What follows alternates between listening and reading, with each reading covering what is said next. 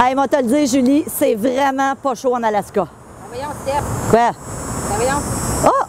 Oh, c'est vrai! Je suis revenue au Québec! Wouhou! Oh, yeah!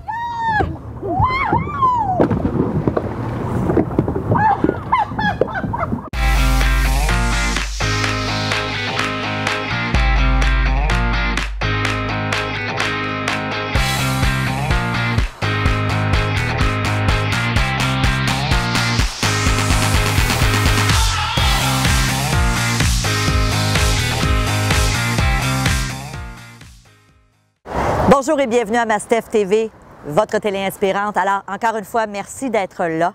Alors, dans la précédente chronique, je vous ai parlé d'un livre que j'ai lu sur le bateau de croisière qui s'appelait « Le plus grand des secrets » et l'auteur Mark Allen. Et honnêtement, j'en ai lu beaucoup de livres sur comment attirer plus d'abondance dans sa vie, mais ça, c'est un des bons livres que j'ai lu. Premièrement, c'est un tout petit livre, il y a même pas 125 pages. C'est un livre super intéressant. Et je vous avais promis de vous amener un petit peu plus loin au niveau des exercices. Je vous ai parlé dans la chronique précédente qu'un des outils que Mark Allen utilise pour justement attirer plus d'abondance dans notre vie, c'est, lui, il appelle ça des affirmations, donc se créer des affirmations. Moi, j'appelle ça des autosuggestions. Autosuggestion, ça vient d'Émile Coué. Si vous me suivez, vous savez que je parle souvent d'Émile Coué, je parle souvent des autosuggestions. Donc, c'est cette importance de se créer des phrases en fonction de l'objectif qu'on veut atteindre. Et aujourd'hui, j'ai décidé, dans le cadre de cette vidéo, de vraiment vous expliquer comment concevoir une bonne autosuggestion. Pour les gens... parce que vous êtes membre premium à Mastef Télé, vous savez, c'est du contenu exclusif parce qu'en temps normal, ce contenu-là se retrouve seulement pour les gens qui ont acheté mon programme Attraction. Donc, c'est un programme au coût de 397 $. C'est un des outils que je livre dans le programme Attraction, mais j'ai décidé de vous l'offrir aujourd'hui. Et j'aurais pu simplement vous faire visionner la vidéo dans laquelle j'explique comment utiliser ça, mais j'avais envie de vous en refaire une pour vous donner d'autres précisions. Donc, on va voir ensemble comment concevoir une autosuggestion, parce qu'il y a plein de façons de faire, mais il y a selon moi, une bonne façon et on va suivre les étapes suivantes. Alors évidemment, après cette vidéo, je vais vous inviter à prendre un temps, vous asseoir, vous poser la question, OK, où est-ce que je me projette dans 5 ans? Donc, on se rappelle que dans le livre, il y avait 3 étapes. 1, je me projette où dans 5 ans? Quelle est la vie que je veux avoir? Et ensuite, on revient aujourd'hui et on se dit, OK, pour me rendre là, c'est quoi les buts ou les objectifs que je dois me fixer?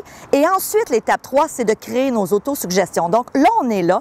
Alors, après cette vidéo, ce que je vais vous proposer de faire, c'est d'écrire vos autosuggestions. Premier critère vraiment, vraiment important, créez-vous des images mentales en lien avec votre autosuggestion. Trop souvent, on va se fixer un but, mais on va le répéter, donc on va se répéter la phrase d'autosuggestion, mais c'est super important et les études nous le prouvent aujourd'hui. La visualisation, c'est un outil puissant. Le cerveau, parce qu'il ne fait pas la différence entre ce qui est réel et ce qu'on visualise, bien, c'est vraiment important d'être capable, si je me fais une autosuggestion, aussi d'avoir une image. Donc, quand je vais répéter mon autosuggestion, à moins que je sois en train de conduire mon véhicule, là, je ne vous demanderai pas de fermer les yeux. Mais sinon, souvent, si vous me suivez, vous le savez que je vous propose de répéter vos autosuggestions le matin en vous levant. Donc, vraiment, encore dans votre lit ou juste avant de vous endormir le soir. Et ce que je vais vous demander de faire, c'est de garder les yeux fermés et non seulement de répéter, soit à voix haute ou dans votre tête, votre autosuggestion, mais surtout et aussi de visualiser. Donc, un exemple concret. Vous dites, moi, j'aspire à devenir un conférencier. Donc, tu vas t'écrire une autosuggestion, puis je vais vous donner d'autres critères tout à l'heure, mais aussi, vous allez vous visualiser sur une scène, vous allez visualiser l'audience qui est devant vous.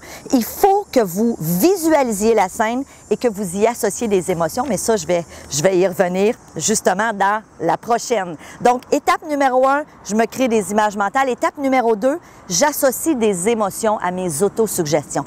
Comment vous allez vous sentir lorsque vous allez être sur cette scène? Donc, je reprends le même exemple.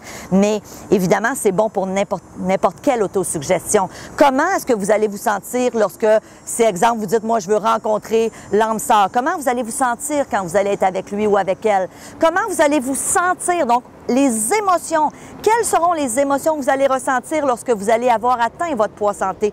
Quelles sont les émotions que vous allez ressentir lorsque vous allez conduire votre voiture de rêve? Quelles sont les émotions que vous allez ressentir lorsque vous allez avoir parti votre entreprise? Donc, quel que soit votre... Et ça, c'est vraiment important. Donc, je me crée une image, mais en même temps, je vais y associer une émotion qui est puissante, qui est profonde. Et je vous le dis, c'est super, super important. Encore, sur le bateau de croisière, j'ai relu un livre de Jerry et Esther Hick. Je vous ferai une chronique là-dessus. D'ailleurs, c'est un livre fabuleux. Et il mentionne comment c'est important. Si tu n'as pas les émotions, tu as beau faire des autosuggestions, tu as beau te visualiser, si l'émotion n'est pas là, tu n'attires pas à la même rapidité. Puis possiblement que très souvent, quand ça ne fonctionne pas, c'est que tu as oublié d'y associer l'émotion. Donc ça, c'est notre deuxième étape. Étape numéro 3, soyez le plus précis possible. Le plus précis possible. Idéalement, assurez-vous de pouvoir quantifier votre autosuggestion et d'être capable de mesurer votre objectif. De se dire, je veux avoir plus d'argent, c'est pas assez précis. Vous voulez combien de plus? De dire, je veux être plus mince, c'est pas assez précis. Vous voulez perdre combien de kilos ou combien de livres?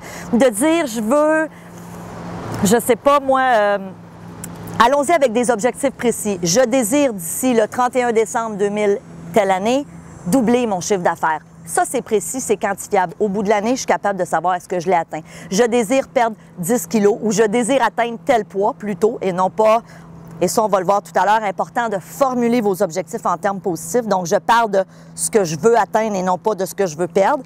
Et ça, on va y revenir. Donc, super, super important. Est-ce que je me fais une autosuggestion et que je suis capable dans le temps d'aller valider ce que je l'ai atteint? Ça, c'est vraiment, vraiment important. Numéro 4. Bannissez les mots qui sous-entendent un doute ou une incertitude. Donc, j'aimerais peut-être perdre du poids. Il y a des gros doutes là-dedans. Vous devez écrire des autosuggestions dans lesquelles vous êtes convaincu. Je suis tellement reconnaissante parce que j'atteins mon poids santé qui est de 120 livres ou 110 kilos, bon, whatever. En fonction du poids que vous désirez atteindre. Je suis tellement reconnaissante parce que d'ici le 31 décembre 2000X, j'ai doublé mon chiffre d'affaires. Ça, c'est formulé en termes positifs et ça ne laisse pas place à des incertitudes ou encore ça ne sous-entend pas que vous ne l'atteindrez peut-être pas. Donc ça aussi, super, super important. N'utilisez pas le conditionnel. Donc ça, c'est notre numéro 5. N'utilisez jamais des « il faudrait »,« je voudrais »,« j'aimerais donc ». OK? Allez-y plutôt avec un terme présent. Donc, comme si c'était déjà réalisé. Je suis tellement reconnaissante d'avoir atteint X nombre de livres ou je suis tellement reconnaissante d'avoir doublé mon chiffre d'affaires. Donc, encore là, c'est super important quand vous allez écrire vos autosuggestions. Votre autosuggestion doit être rédigée à l'affirmative. Ça, c'est notre point numéro 6. Ça veut dire quoi à l'affirmative? Jamais de négation. Je ne veux plus manquer d'argent. Vous focussez sur quoi quand vous écrivez ça? Sur le manque d'argent. Alors, écrivez ce que vous souhaitez et ça dans un terme positif. Donc, et ça va être vraiment important. Puis souvent, quand on fait l'exercice, il va falloir des fois réécrire notre autosuggestion. Puis dire, ouf, non, là, est-ce que j'ai respecté tous les critères que Stéphanie me propose?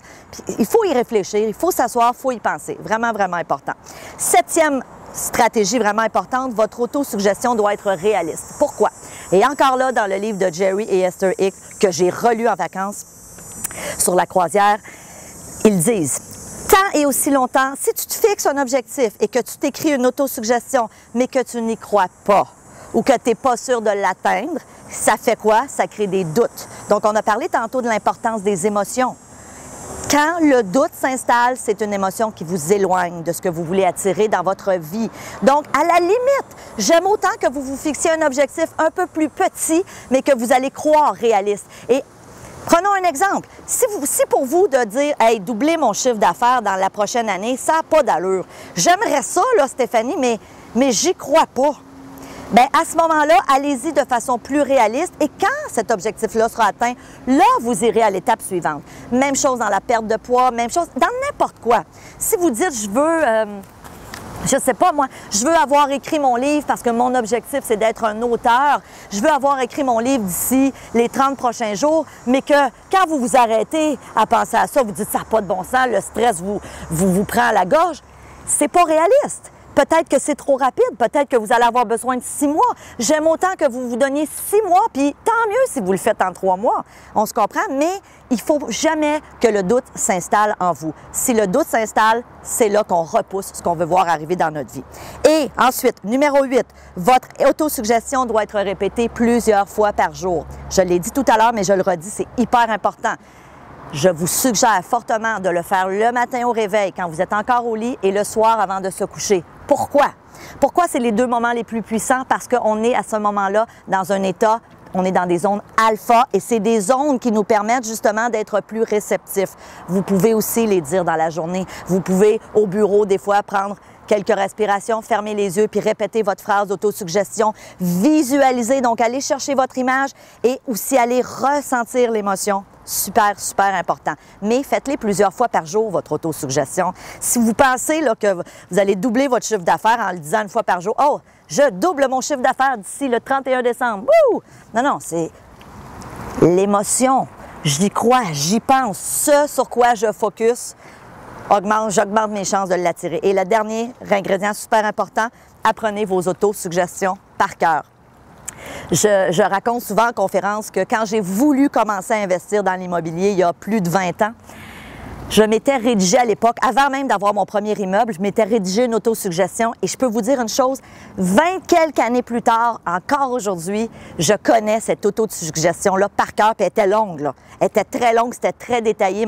L'immeuble que je voulais acquérir à cette époque-là, là, je l'avais spécifiquement décrit, il y avait plusieurs critères. Je l'ai tellement dit et redit dans ma tête pendant des semaines, voire des mois, puis un jour, l'immeuble est arrivé, s'est présenté à moi. Donc, c'est super important d'apprendre vos autosuggestions par cœur. Et souvent, les gens me disent, « Stéphanie, je peux en faire combien dans la journée? » Bien, évidemment, si vous en avez 100, c'est à peu près irréaliste de répéter 100 autosuggestions différentes plusieurs fois par jour. Donc, allez-y de façon peut-être un petit peu plus conservatrice. Commencez avec 3, 4 peut-être, et ensuite, une fois ces objectifs-là atteints, vous pourrez faire de nouvelles autosuggestions. Alors maintenant, ce qui est super important, parce que toutes ces belles chroniques-là, c'est bien beau, mais si vous ne passez pas à l'action, ça ne donne absolument rien. Donc, ça va être super important de revenir, donc de vous asseoir, de prendre un temps d'arrêt et à la limite même de réécouter cette vidéo, de la mettre sur pause, de prendre en note les étapes et de vous assurer que vos prochaines affirmations que vous allez écrire en fonction de votre idéal, hein, dans 1 an, dans 2 ans, dans 5 ans, vous allez avoir écrit des autosuggestions. Assurez-vous qu'elles respectent les 9 critères qu'on a vus dans le cadre de cette chronique. Alors écoutez, je vous dis merci d'être là. Je vous aime. Merci de votre confiance. Et comme d'habitude, on se voit dans une prochaine vidéo. Salut!